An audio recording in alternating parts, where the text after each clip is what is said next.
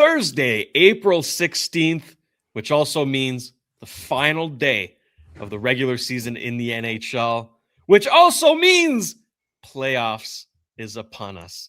We get to talk playoffs, people. We're going to break down the Montreal Canadiens against the Tampa Bay Lightning, what you can expect from that series, and maybe we'll dive into a few more series and how those teams match up. We're also going to get to one of the topic recommendations, which has to do with first overall picks. I'm very excited to talk about that. A new arrival with the Laval Rocket. What will he bring? Snake will tell us all. And, of course, we have two great mailbag questions in the queue. It's going to be a fun show. It all starts right here, right now. Turn up your volume. Because you're about to listen to The Sick Podcast. Trust the process. The sickest NHL prospect podcast with Snake and Shayne.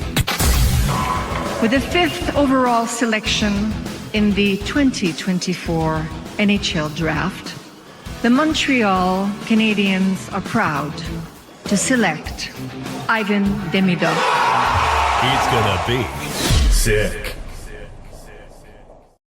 Welcome in, everybody, to another edition of the Sick Podcast. Trust the process. Producer Shayne here, reporting for duty by my side. My trusty co-host, Simon the Snake Boisvert. Snake, how we doing today? Doing well. The playoffs are approaching. Last day of the regular season. And one thing that I just thought of that we can mention very briefly is that by losing yesterday, the Toronto Maple Leafs have the 5th best chances of winning the lottery. But what it also means is that since their pick is protected top 5, they have a 58% chance of dropping to 6 or 7.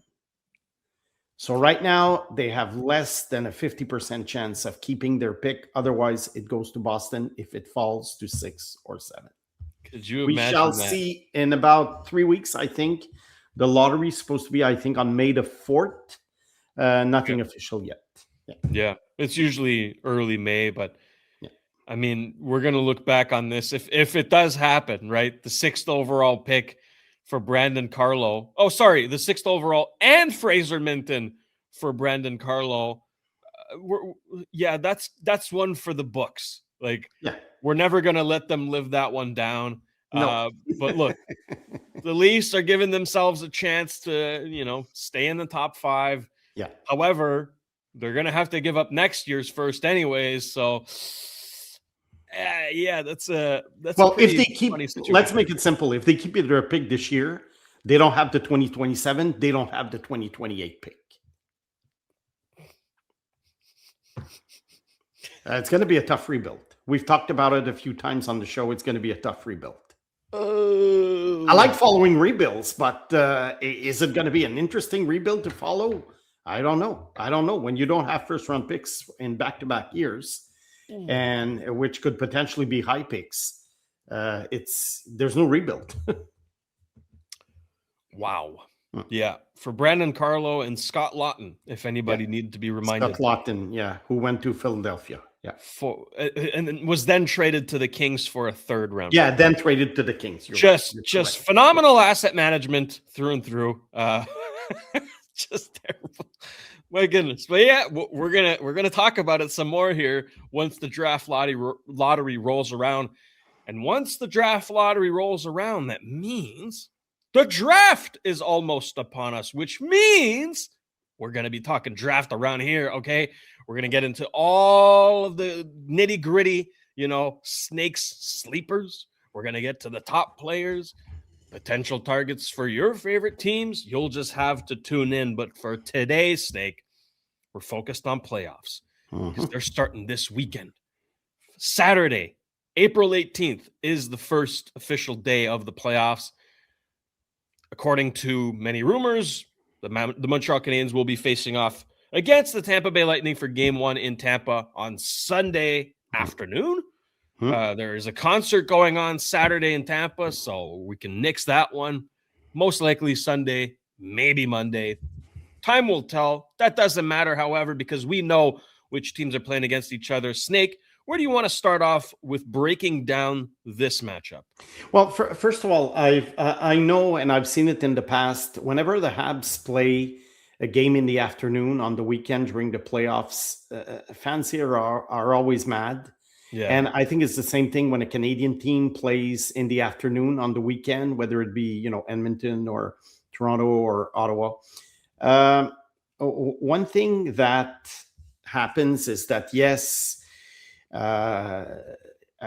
ESPN has a big say in all this, but mainly whether it be ABC or CBS or whoever broadcast the games in the past, Saturday and Sunday afternoon are big TV slots. There are big time slots in the States. Yeah. So sports is more watched on Saturday and Sunday afternoon than in the evening.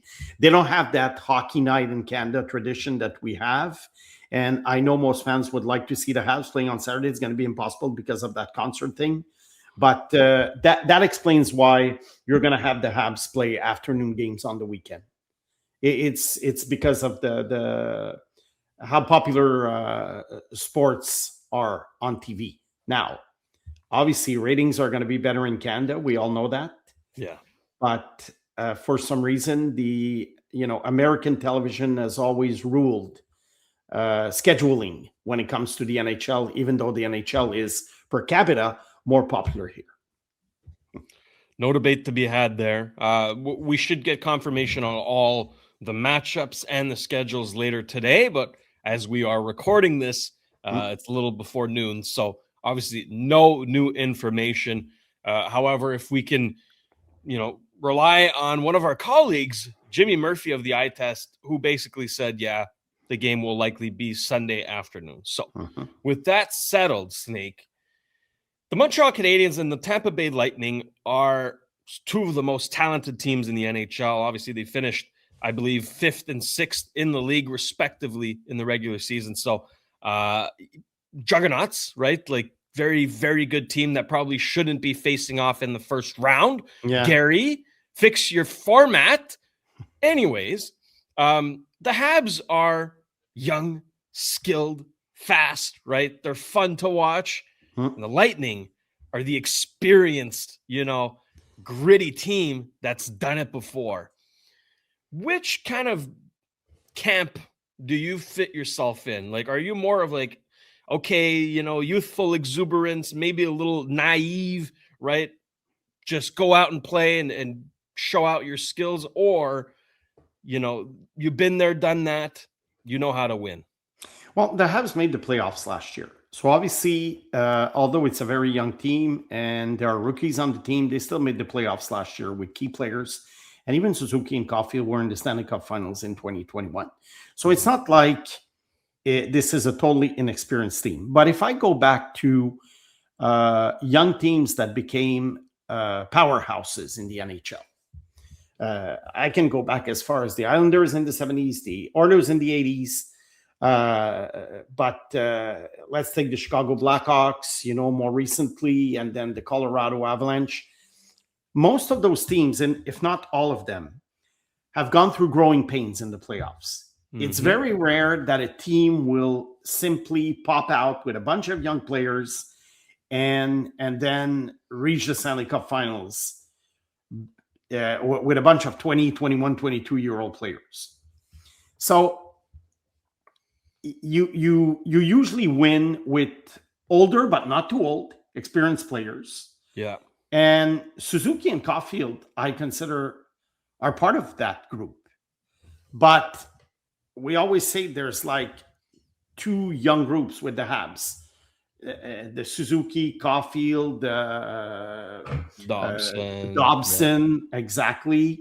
And you have the Demidovs, Slavkovsky, Hudson group on the other hand. So it's a nice mix, I have to say. Now, Martin said, we said last week that the Lightning had evolved from a high-octane offense team to a team very hard to play against. And I think that although they do still have a very good offensive team, considering just the fact that they have Kucherov is something else. I do think that St. Louis has a point. because when I was in Boston last week and I saw the Lightning play, I did not see that flashy of a team. I did not see the 2020, 2021 Stanley Cup winning team at the time, with Steven Stamkos and Victor Hedman in his prime. I saw a much grittier team, but still capable of scoring, led by Kucherov and, Jake Gensel, Braden Hagel. Radish is having a fantastic season on defense. That's one of the biggest surprises in the NHL this year. So I think Tampa Bay is a mix of both, and they have Andrei Vasilevsky, arguably one of the top 2 or 3 goalies in the league in the last 10 years. Absolutely. Now, I think it's I personally think that the Lightning is going to win. However, I'm not as sure as I was in 2021 when they faced the Habs in the finals. Yeah. Okay, because the Habs ran out of steam, and they were a team based basically on a goalie and defenseman blocking shots, which is not the case anymore this year. That team has a high-powered offense, and now the question is, will they be able to score as many goals as they did this year, and will they be able to prevent the Lightning from scoring enough goals to win? So are the Habs? Can the Habs win 5-4? The question is, are they going to be able to score 5 goals? And so that's my point. Because of Vasilevsky and because of the experience of this Lightning team, all year long, and you mentioned it a few minutes ago, we were complaining that Minnesota and Dallas were going to face each other in the first round. Yeah. And that it didn't make sense because they were 2 of the best teams in the league. Well, the same can be said about Tampa Bay and Montreal. I think it's not really fair how the system works. However, one thing to consider, the NHL for a long time had 21 teams. Then they started adding, 22, 24, 26, 28, 30. Then they were stable with 30 teams for at least 15 years. And then it grew to 32. So obviously only half the teams make the playoffs. So the 16th ranked team is not your father's 16th ranked team from 1985 when there were 21 teams, and basically teams were making the playoffs with a sub 500 record. I remember the Habs in 1984. They made the playoffs with a 35-40 and 5 ties. At the time there were ties record. They reached the Final Four because Steve Penny was absolutely incredible in net. But the point is, today, a team that has 35 wins and 40 losses will not make the playoffs. So every opponent is going to be tough. Look at Carolina. They're facing Ottawa right now. You know what? I wouldn't be shocked if Ottawa beat them. Yeah, a lot of people are saying that. Yet, Ottawa is the 8th ranked team. But is there a big difference between a team that has, let's say, 96, 98 points and another one that has 106 points? Considering that, you have to factor in injuries, you have to factor in, the back-to-back games, travel time, the strength of the schedule at a certain time of the season. Do you see what I mean? Let's say you have 5 key players injured and you're going on a road trip facing, Colorado, Utah, and Dallas, and you lose all 3 games. Well, sometimes that's the 3 games between a 100-point team and a team that has 106 points. So I don't think you can look at the standings right now and just say, this team is slotted first overall, like Carolina, and Ottawa is 8. Yeah. Is there that big of a gap? That's fair. So that's my point. That's my point. That's how it's so. That's why it's so hard to predict these series.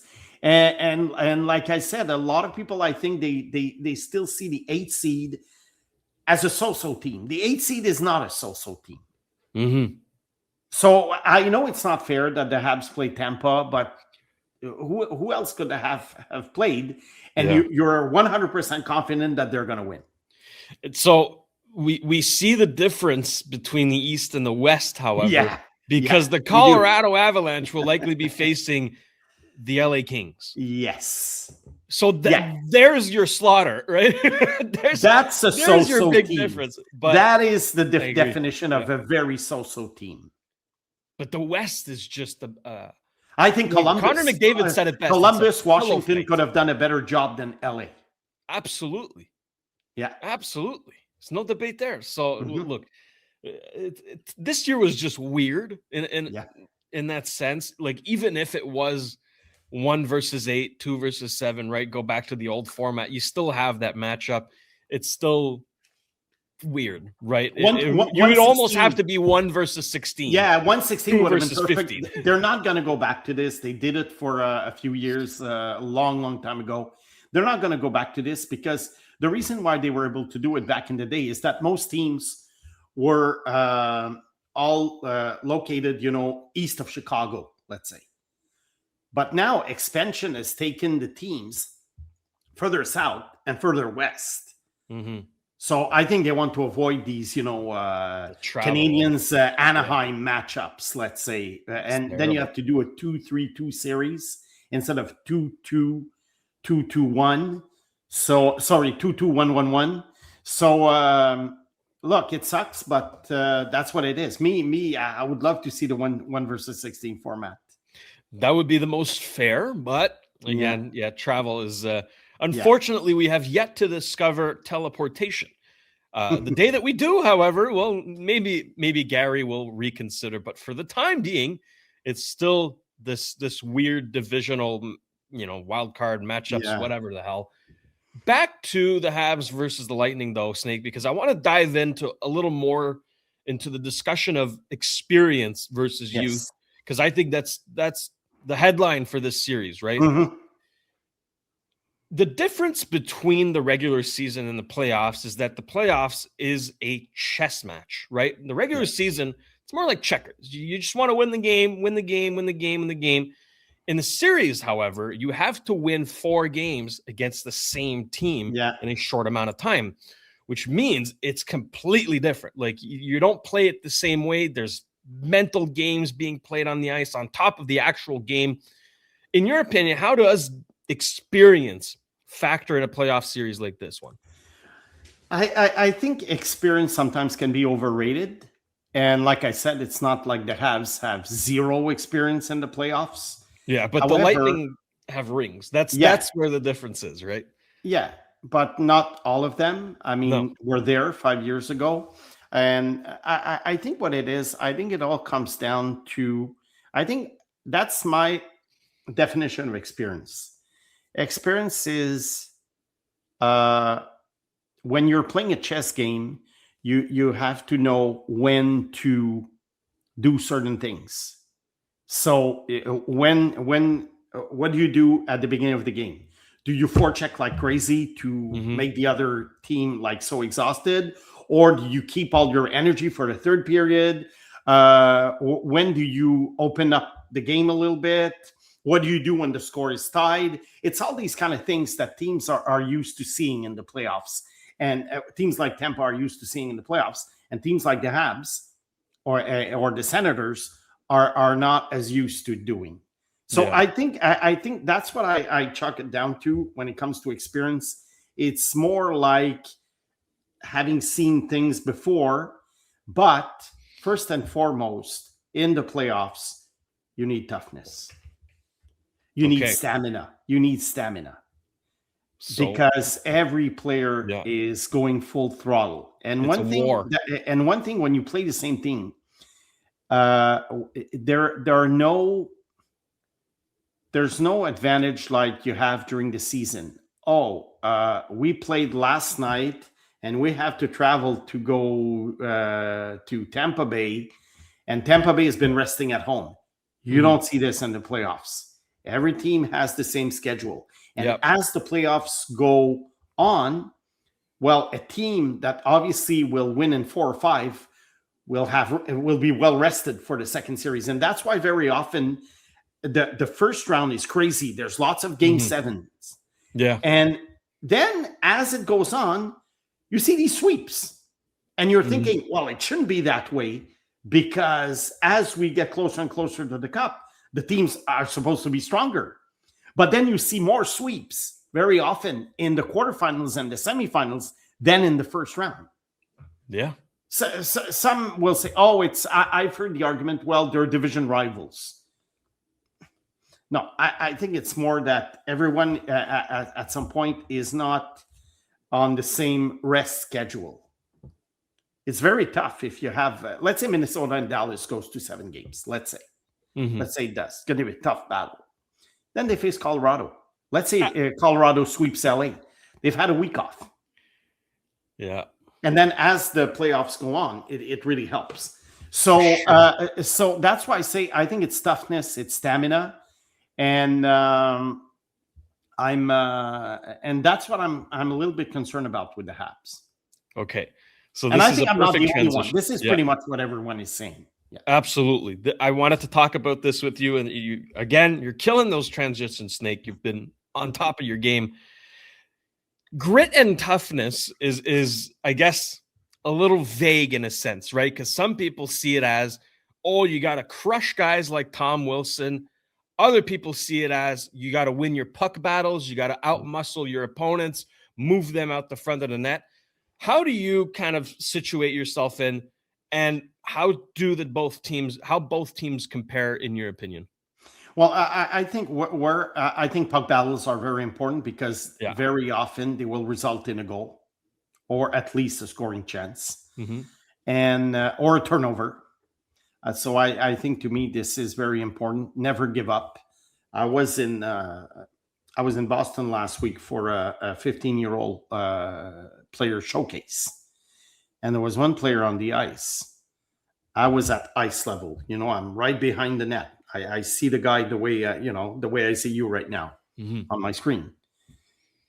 The guy never quit, and there are 4 times on the same shift that he gained the puck, lost it, got it back, lost it 4 times. And I was thinking at the time, wow, this is NHL playoff hockey. That's how you win NHL playoff games. Of course, you do need talent because at some point you have to score goals.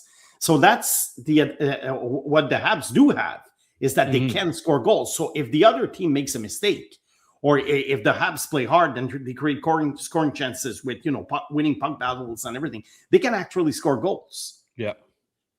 The Habs are not going to lose these games 1-0. So that's why I do think that Tampa Bay will win, but it's not something I would necessarily bet the house on. Yeah, it'll still be because the Habs have made the playoffs last year. If they had not made the playoffs last year, if it was their first time around, I would say no, forget it. Like last year, I was very convinced Washington would win, and they did. We all knew. Yeah. Even though I think Tampa Bay is stronger than Washington was last year. But the Habs are stronger as well. The Habs are stronger as well. It was good that Demidov had that playoff series under his belt. Oh, yeah. Very good. And Lane Hudson was there too. And like we said, Suzuki, Caulfield, they've been around. Slavkovsky was there too. So they are not, there are a few rookies, but didn't Dobesh played a few games last year? Got hurt. Yeah. He won the only game the Habs won. I think it was him. Correct. So, and they have Jacob Fowler. That's another X factor to me. Let's say, if it doesn't go well with Dobesh, let's say he stinks in game number 1. And they bring in Fowler. You don't know with Fowler. Maybe he'll be this year's Steve Penny. Google it. Oh no, I've heard what the I stories. mean. Oh yeah. So look, that's why it's very, very hard to predict. And you know what might happen, Shayne? In 2 weeks, we're gonna do the postmortem of this series, and whoever wins probably will win because of something we haven't talked about today. Unlikely hero or some situation that's going to change. Yeah, I agree. It's very hard to foresee what's going to happen in this series because the teams in the regular season matched up so beautifully. Yeah. All 4 games between the Habs and the Lightning this season were cinematic. Like it was just beautiful hockey, physical hockey, gritty hockey, skilled hockey. So to get a 7-game series, hopefully a 7-game series, because I need it. But it's gonna be really fun to watch. a little more on the grit and physicality, however, because a lot of people, and I want to get your theory or maybe your, what you think of this whole situation. You got Lightning fans that say, well, Scott Sabrin needs to be in the opening night, opening night, but first game lineup, right? And Habs fans are saying, Arbor Jack guy needs to be there, right? It's kind of like this mentality that, okay, look at what Tom Wilson did to the Habs last year, right? And how that took them off their game.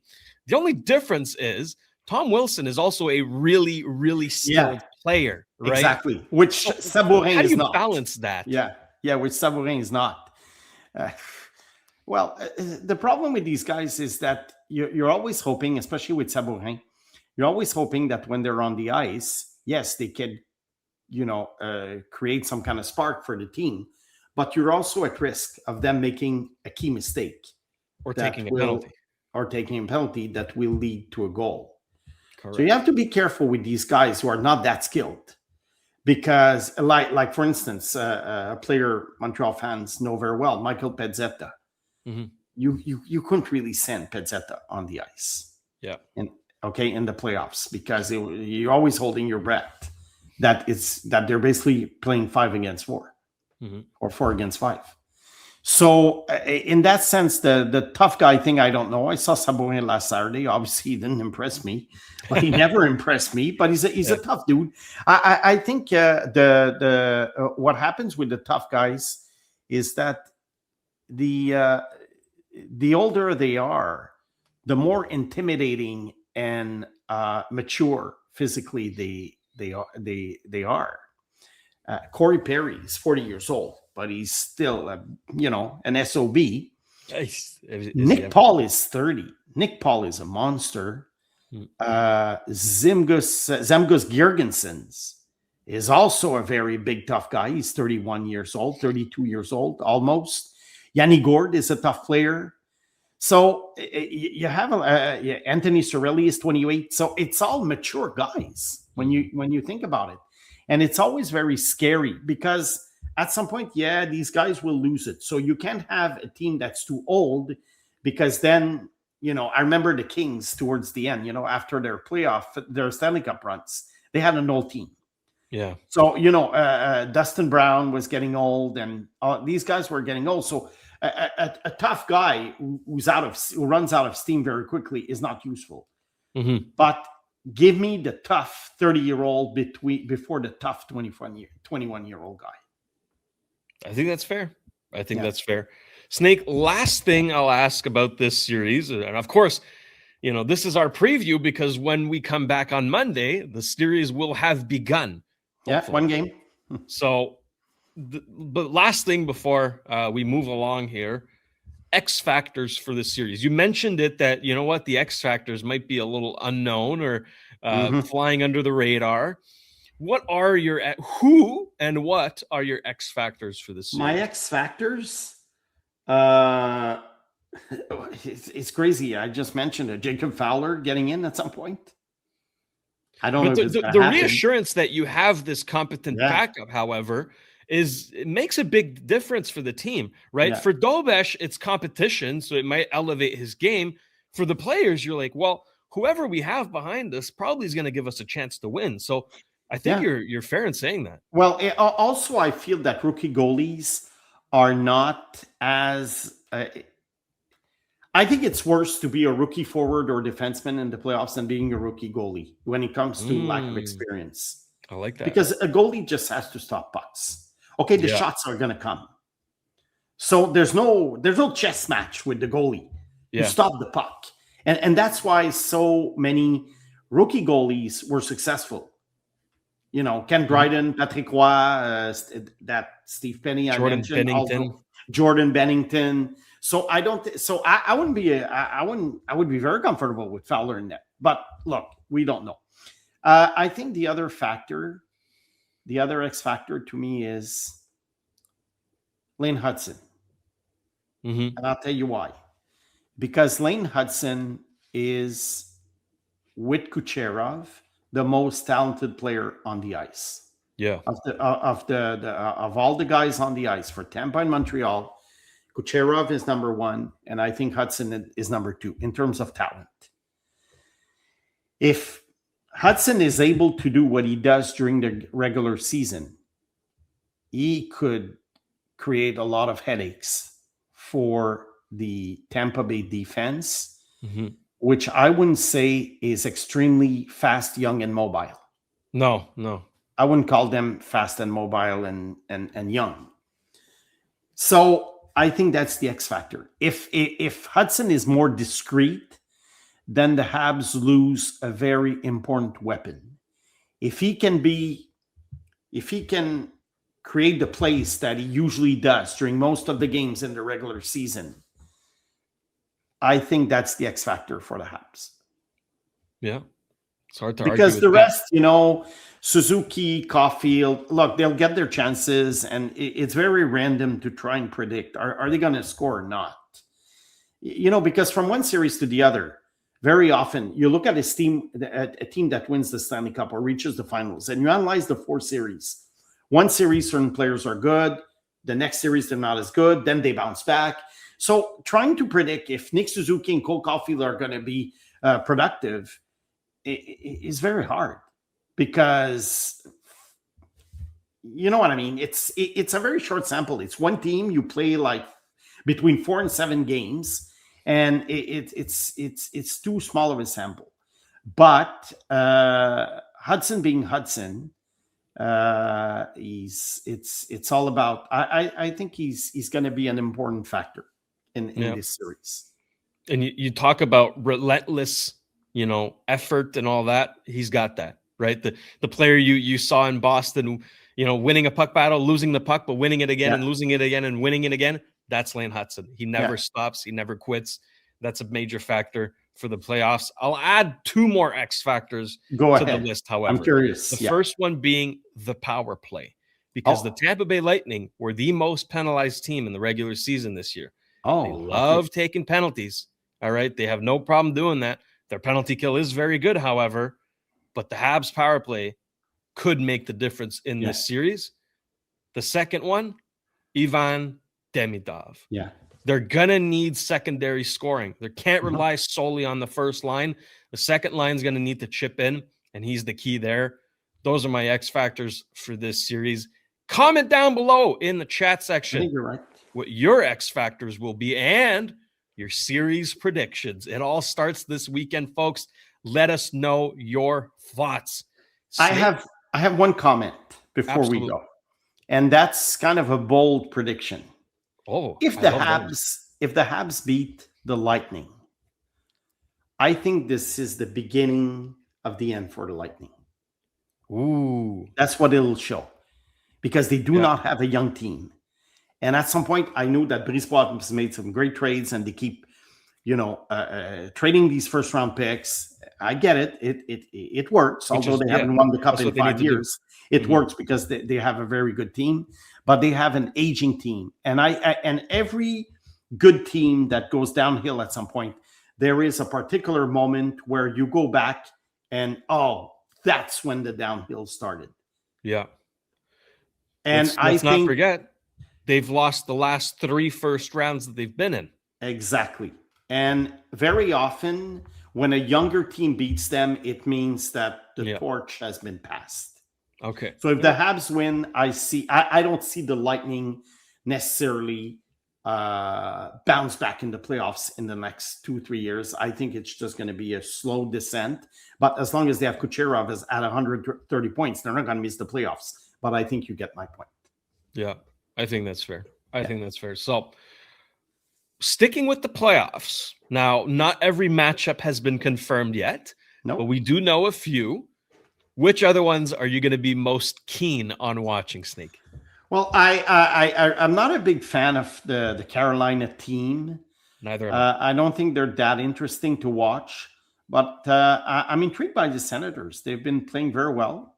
Mm-hmm. And the Senators, they're a team that when you look at them on paper, they are, or at least they were at some point, a very young team like the Habs are. Yeah. But it never clicked. They never really achieved what the Habs are achieving right now, let's say, going uphill.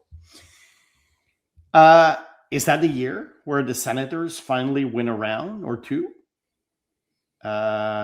Because their players are more mature now. You know, Kachuk, Stützle, Jake Sanderson. You know, they're not super young players anymore, and I think they have decent depth. The question mark with them is always goaltending. It's always been pretty much. Yeah. So I think this is a series that I find very interesting. Another one that I like that I'm going to enjoy watching is Boston Buffalo. Oh, because you have number one. You have pure talent against pure grit. I mean, Boston is not a very talented team, but they really, really squeeze the lemon to the max with these players. I mean, you see these guys coming from nowhere, and they score like 20, 25 goals or even 40 goals, almost 40 goals. Morgan Geekie had 39. Yeah, 39, which is like mind-boggling if you consider the career he's had in Carolina and Seattle. Victor Arvidsson was pretty much done last year. And what did he get? 25 goals. And Buffalo is the perfect example of an up-and-coming team, let's call it. They've been up-and-coming for a million years, but they've reached the playoffs for the first time. And that's what I was saying. Will it be a learning experience for them, or will they go far? Because I was reading something this morning, and some probability models have them win the Stanley Cup, you know, based on the fact that they had the best record in the NHL after December or something, after they fired the GM, Adams. Yeah. So, but that's mathematical. On the ice, you have a bunch of guys who have never been in the playoffs. So I'm not saying Boston's going to beat them, but I'm just saying that this is a very, very interesting matchup. In the West, I love the Avalanche, but to me, a Colorado-Los Angeles matchup would be a dud. Yeah. I'm more interested in the next one. Minnesota and Dallas is one series that I'm really looking forward to. I don't know who's going to win. I mean, I know that they're talking about Heiskanen being injured. He might not play. We shall see. Who else? Well, Anaheim, curious to see the Ducks for the first time. Likely facing off against the Oilers. Yeah, in years. I think this should be entertaining because the Ducks have lots of holes and the Oilers have McDavid and lots of holes. So this could make for very, very entertaining high event hockey. Yeah. Pardon me? High event hockey. Lots of goals. Yeah, lots. So that could be interesting. Look, most of the series I find interesting and intriguing, at least. Yeah. Pittsburgh, Philadelphia, well, buff. I like what the Phillies have done. For that one. Yeah, I think the Phillies are going to win. The Flyers are going to win. Really? Yeah. Don't know how excited I am about it, but I like Philadelphia. I like what they're doing. You know, they are a tough team, and they're adding more and more talent. Porter Marteau, we'll see if he's a factor, because he was a factor in their playoff run. So end of season run, let's call it. Yep. So yeah, most series have something. That's it.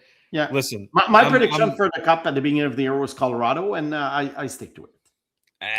I think they have an interesting path to the Cup, but look, they're a juggernaut. If they can stay healthy, I'm not sure who can beat them.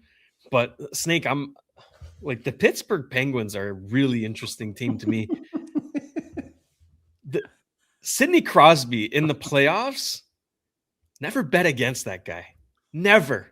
Even though he's 38? Yeah. Never bet against Sidney Crosby in the playoffs. It's the Core's, final goodbye, right? It's their last dance, like the Chicago Bulls, you know what I mean? So I don't know. Crazier things have happened. I don't know if I trust either Stuart Skinner or Arturs Shilovs to get them on a run, but I wouldn't be surprised if they did. That's my hot prediction for the playoffs here. Interesting. Don't be shocked if the Penguins get hot. Dan Muse has done an incredible job with that team. They've got depth players that have been playing out of their minds. Justin Brazeau, Anthony Manta. How about Ben Kindle having a crazy good rookie season? 18-year-old Erik Karlsson's he's a general on defense. I trust that guy. Maybe not defensively, but you know what? On the power play, he can do some good things. So, yeah, it's going to be really fun to watch. It all starts Saturday. Snake, we always invite our viewers to send in their topic recommendations. And one of our viewers did, and it was a good one. Let's bring it up and let's talk about it. Sith Lord. Hey, guys. Love your show. Well, thank you. We love you. I remember that shortly after the 2022 draft, so-called experts did a ranking of the last 10 first overall picks. Most had Slav as the worst of the last 10 years. I would be interested in us doing a similar exercise, maybe ranking the first overall over the last 15 years. I bet that Slav would be much more valued now. Would you think ranking him higher than Bedard is preposterous, considering the intangibles he brings and his constant progression?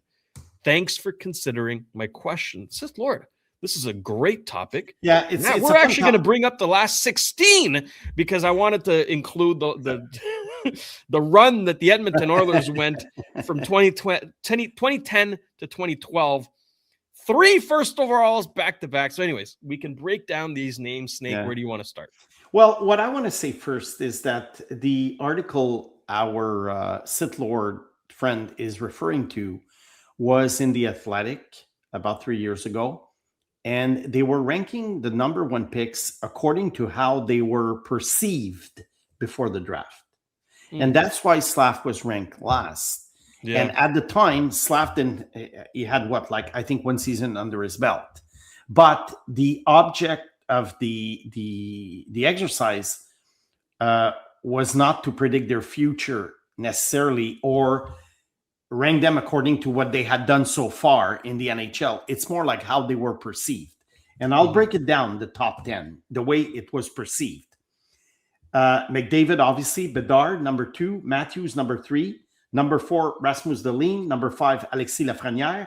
Number 6, Jack Hughes. Number 7, Owen Power. Number 8, Aaron Ekblad. Number 9, Nico Hischier. And Slav at 10. That was between 2014 and 2023. I think I don't agree 100% with this list, but I understand the perception. Slav was not... There was a debate. There was a debate with Shayne Wright, whereas there was no debate about McDavid. There was no debate about Rasmus Dahlin or even Jack Hughes. But the way I had ranked them at the time, I would say that, I think that Lafrenière, Power, Ekblad, Hischier, and Slav to me were in the same bunch.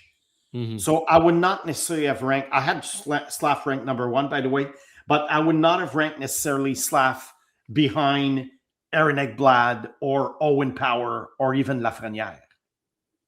I like Lafrenière, but I did not love Lafrenière. As you recall, I had Stutzla number 1. So to me, Slav is more like part of the middle of the pack in my book, according to the previous season evaluation, like the draft season evaluation. Now, if you go back to our list now, the idea is to rank them now, but it's hard because Matthew Schaefer has 1 year under his belt and Taylor Hall has been playing for 16 years. Yeah. So finished product. He's a finished product and he's also pretty much the finished player. So if you have the recency bias, obviously you're not going to have Taylor Hall very high, but you have to look at his career. He had a Hart Trophy, lots of injuries, some good seasons, some so-so seasons. He was very, very, it was not a linear career the way we talked about Nick Suzuki, whose career is very linear so far, which is rare. Now, where does Slav rank? I think with Slav and guys like Bedard, which Sith Lord mentioned, you have to look at projection right now more than what they've accomplished. Because let's face it, Slavkovsky only had 1 very good season. The other 3 seasons, he was progressing well, but he's only had 1 very good season. Whereas Rasmus Dahlin has had tons of good seasons, but he's 20. What he's 25 years old now. So I don't know how you want to proceed when it comes to ranking Slav. If you want to base it on a mix of past and future, because obviously we have more information about Nico Hischier than we do about Yaroslav Slavkovsky. So now I think what I'm going to do is I'm going to go one by one. I'm just going to tell you if I think that Slav will have a bit better career than those guys. Fair enough. I think this is probably the best way of doing it. So let's start with Taylor Hall. Hall had a good career, Hart Trophy. Slav probably will never win a Hart Trophy, but I see a more consistent career for Slav.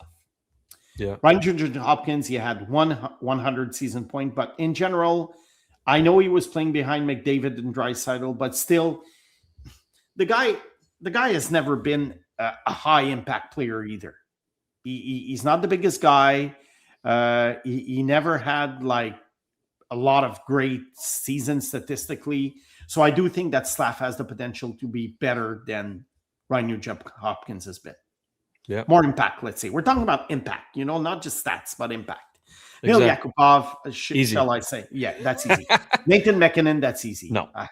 Slav will not be Nathan McKinnon. Will he be better than Ekblad? I think so.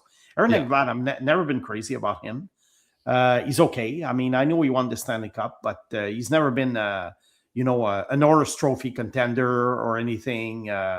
So to me, Ekblad was a weak number one selection, considering Draisaitl was chosen third that year. Oof. Connor McDavid, that's an easy one. Austin Matthews, look, the guy has scored tons of goals. So I think so far we have to give him the benefit of the doubt. He's not the hardest worker. I don't know what his career will look in his 30s, but I think for now you have to give the edge to Austin Matthews for what he's accomplished. I don't know what you think, but I agree. Yeah. Nico Hischier, very good top six center, very reliable. Slav is tougher, so for that reason, I give him the edge over Hischier. Rasmus Dahlin, he's the general on defense. Yeah. I don't know where he's going to take the Buffalo Sabres in the future. I know that so far he hasn't made the playoffs until this year. Some might have been disappointed that, he's never really been a Norris Trophy contender, maybe except this year so far. But I because of the fact that he's a defenseman and Slav is a winger, look, I think I'm going to go with Rasmus Dahlin on this one. I agree. Yeah. Jack Hughes, that's an interesting case. Obviously, there's a debate here. Is Jack Hughes more talented than Juraj Slavkovsky? Of course. Yes. He's a magician with the puck. But do you want a guy who's going to miss 20, 25 games every year?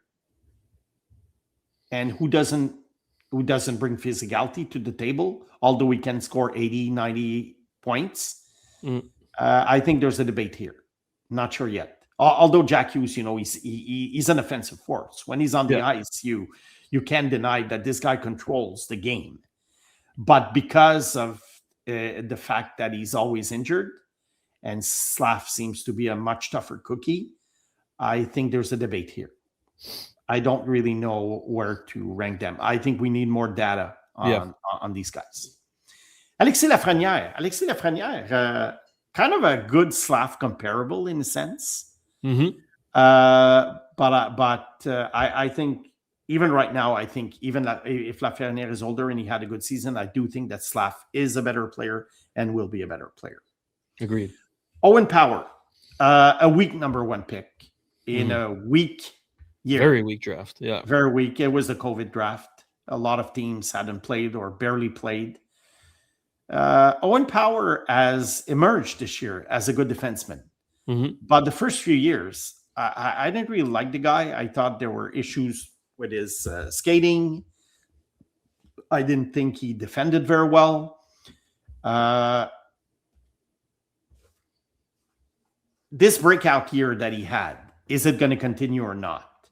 But if you give me the choice, although Power is a huge defenseman and, that's something you need on your team, I think I go with Slav.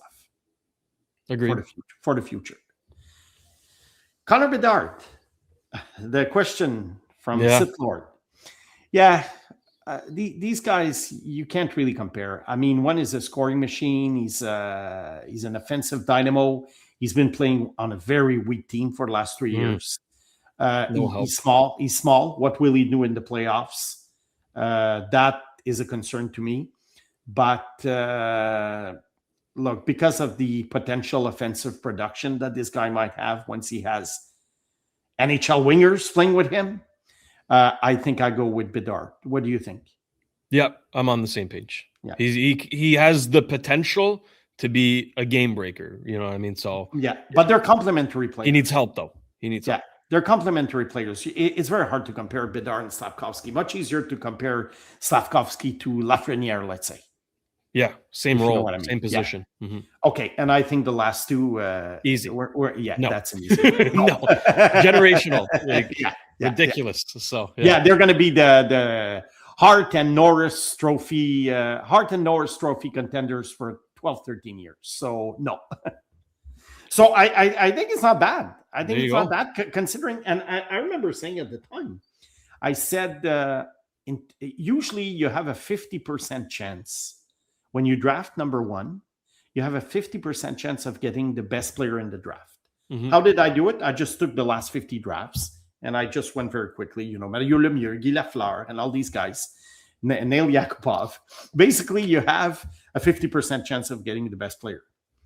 But there are years where your chances are much closer to 100, like Connor McDavid, like Mario Lemieux. Yeah. But there are years where your chances of getting the best player is closer to 10%. And I think 2021, 2022 were years where odds were very low that you were going to get the best player. And I said, this is a Trojan horse, this number one pick for the Habs. Because the chances of getting the top player are so slim, they're going to get crushed by analysts, media, fans in a few years if they don't nail the pick. Mm-hmm. If they don't nail the pick, because then let's say that Cooley, Gauthier, Wright, Nemetz become better. Let's say they did. Oh, why did they take Slav? Even if one of them becomes better, one of them. Mm-hmm. Let's say Cutter Gauthier or Cooley becomes better. Why didn't they take this guy? Okay, calm down. It was a tough year. They had guts taking Slav. That I really admire because I don't like parrots. I don't like consensus when consensus is not necessarily. I like consensus when it's Celebrini, if you see my point. Yeah. But consensus on a year where 4, 5, 6, 7 guys could be the top guy. Why would there be consensus? Why was there consensus around Shayne Wright? Why? Just because he had been talked about for years. Exactly. And to me, that's BS. So I really, really thought that the Habs had guts taking Slafkovsky. I ranked him number one, but to me, I was of the opinion that, there's a good chance I'm going to be wrong. Yeah. Because of the odds. Slav was not a finished product. He was not a 100-point scorer in he was not a 100-point scorer in junior hockey. But I said, the combination of size and skills and compared with what's out there, Shayne Wright, I wasn't crazy about. Shayne Wright, I had him ranked number 6. They thought I was an idiot. But honestly, I think I'm an idiot for not having ranked him lower. He's going to be a middle of the lineup player, decent middle of the lineup player, which usually you can find around, 12, 13, 14, 15. And anyway, I think at some point we'll do some kind of redraft from 2022. We like doing these things down the road. So overall, Slav, I would say, considering it was 2022, excellent pick. Agreed there. Snake, before we move along, a quick word on the newest member of the Laval Rocket. I know a lot of people are curious to hear more about him. And for those who haven't checked it out yet, do yourself a favor and go watch Le Sick Podcast en mode Rocket. Okay, we have Vincent Demuy and Cédric Blondin, who are your play-by-play voices for the Laval Rocket, who break it down every week. And they had a great discussion, on Vinzenz Rohrer, or as I like to call him, Vinny. So, Snake, to chime in on what they've said. What do you think about the player and what he can bring to the Rocket in the playoffs? Well, this is a 21-year-old player.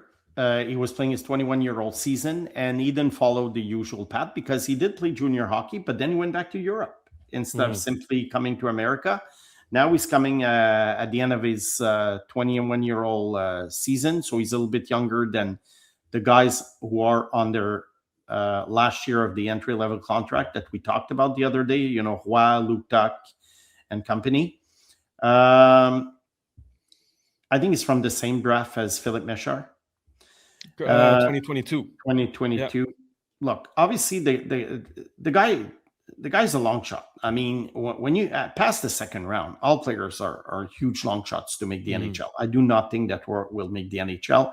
I would be extremely surprised if he did. Now, about his career with the Rocket, what plays in his favor, he's not a big guy. I don't think he can generate that much offense. He was not like a high-producing guy in junior hockey. He never made me fall off my chair with his skills. However, he's a pest. Work ethic, yeah. Work ethic. He's a pest. He's like a Brendan Gallagher without perhaps the scoring talent. And that's what I think will keep him away from the NHL. Now, with these pesky guys, we always say you have to find an identity when you play pro hockey. And there is nothing worse than a talented guy who can't find a chair on the top six because he's not going to get a chair on the bottom six. And usually they are out of the league. But the hardworking guys, the pesky guys, it's like there's always room for them. Yeah. Even on a fourth line. So I think because of that, Rohrer could have a career with the Rocket for that reason. But I wouldn't expect him to fill the net with pucks. No. But he could be a good supporting player. That's my opinion on him. We'll see. I always say that the next step, after junior hockey or whatever European hockey is the American Hockey League, and then you can pass judgment on a player. So we'll see before passing judgment. But since I'm always asked, to make predictions, which is like, it's a fool's game to try and make predictions on player because people love it. You're only going to be right, maybe 20, 30% of the time. But I would say for now, I see energy AHL player. I think that's fair. And listen, we're going to talk about the Laval Rockets playoff run as well. Yeah. Hopefully they have the munitions to go on. They might get some players back. They might get some players back at some point. There you go. No Ryan back. No Habs fan will sacrifice Habs wins for Rocket wins. No. But if the Habs get eliminated, then they get Fowler, they get Reinbacher, they get Engstrom. So if they get these guys back early enough, they could go very far in the playoffs. There you go. So we've got you covered on the Rocket. We've got you covered on the Habs. We've got you covered on the draft. We've got you covered on junior hockey. Point is, we've got you covered on the Sick Podcast. Trust the process. You know who else got you covered? Cheapest T-shirts. Because if you're looking for the cheapest prices on wholesale apparel in all of Canada, you will find them at cheapesttshirts.ca. They are proudly Canadian and trusted by thousands of customers from coast to coast. They deliver unbeatable value every day. You'll always get the cheapest prices, plus same-day shipping and even next-day delivery, so your order arrives fast. Whether you're shopping for T-shirts, hoodies, crew necks, hats, tote bags, polos, aprons, tank tops, and so much more, you'll find it all in one place. Plus, enjoy free shipping on larger orders and a simple, easy-to-use website that makes online ordering a breeze. Get the cheapest deals in Canada today at cheapesttshirts.ca. And a shout out to our friends at Betway. Don't select the bust with Betway and get a deposit matchup bonus up to $300 on your first deposit. Scan the QR code on the screen or click on the link in the details section to create an account and redeem your welcome offer. The offer is only available for new customers. Terms and conditions apply. The offer is not available in Ontario, and you must be 18 years or older. Please play responsibly. With that, it's time to go digging in the mailbag.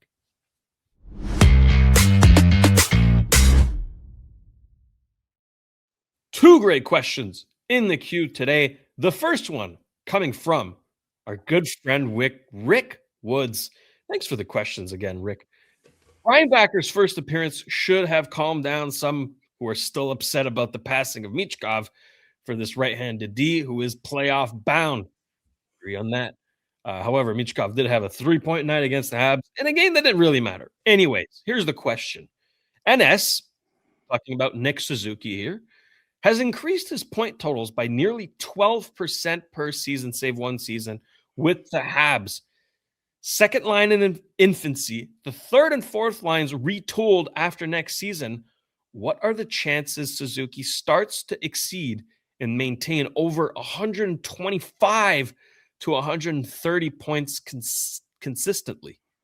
Oh boy, those are some big numbers, Snake. What do you think?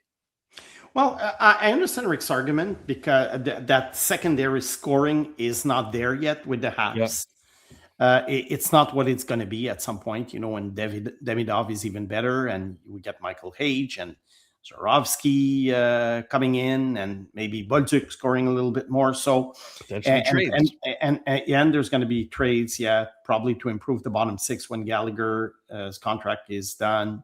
So I do understand Rick's argument that this could open the door for Nick Suzuki not being necessarily the main focus. However, 125, 130 points, that's a lot of points. I mean, how many players do that on a consistent basis? Connor McDavid, Nikita Kucherov, Nathan McKinnon, and I don't think Suzuki is in their class. Now, could he do it once? You never know. The Habs have a very, very powerful offense, and that will only get better, in my opinion. Yeah.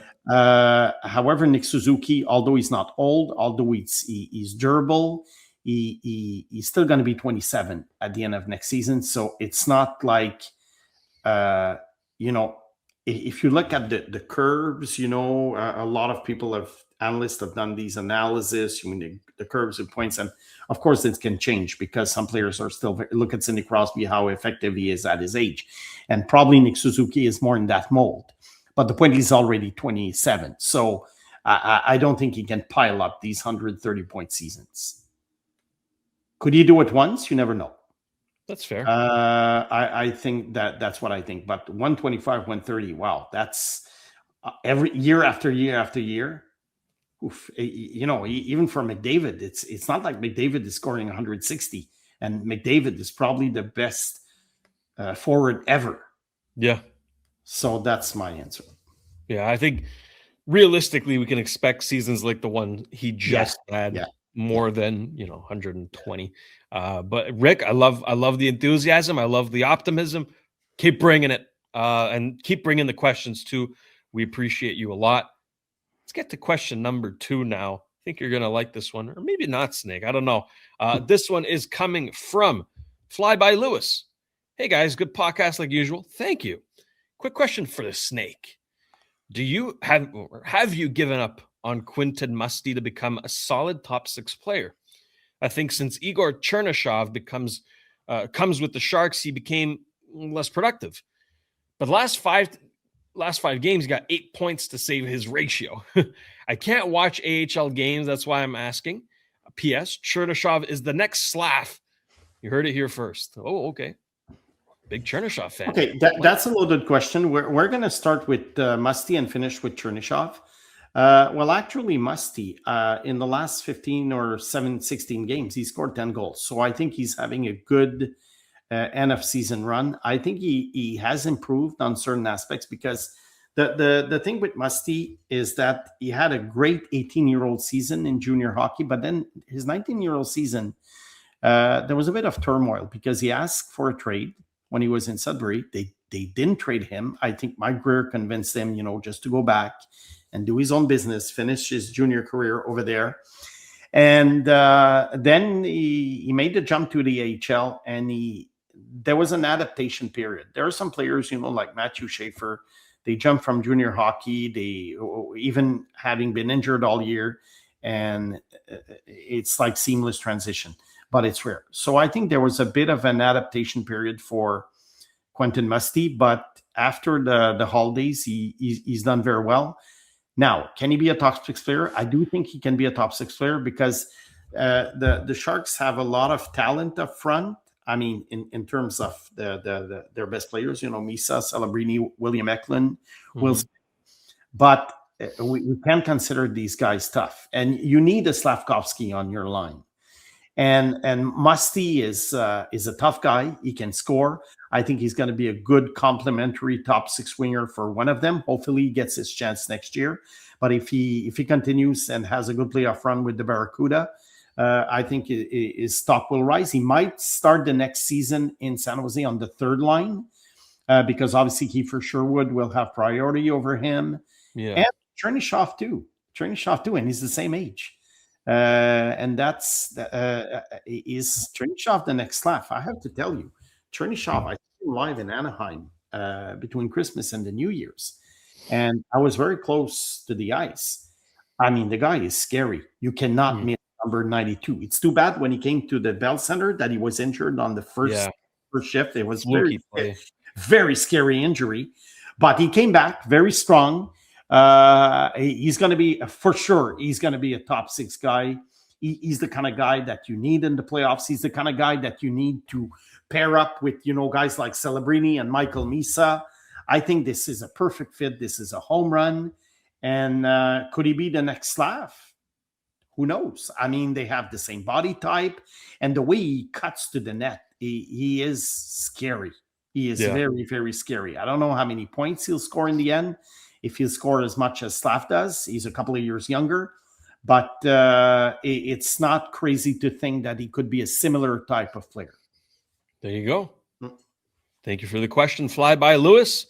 And again, we encourage you all to chime in the comment section. Send in your topic recommendations. Send in your mailbag questions.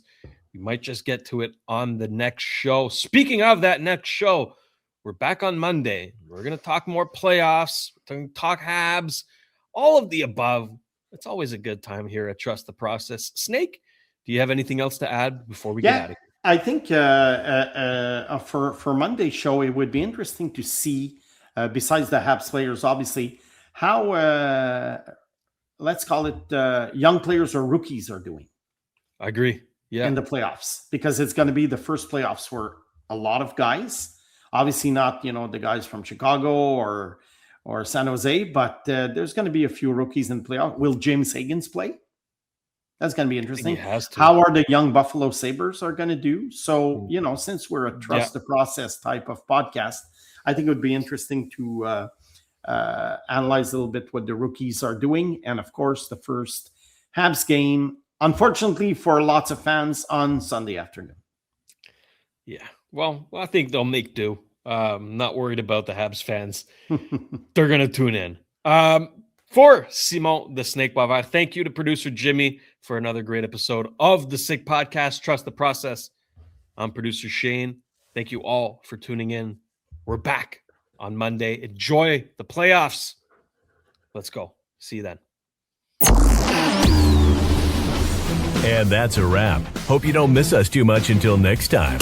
Follow the Sick Podcast, Trust the Process on YouTube, Instagram, Facebook, Google Play, and Apple Podcasts.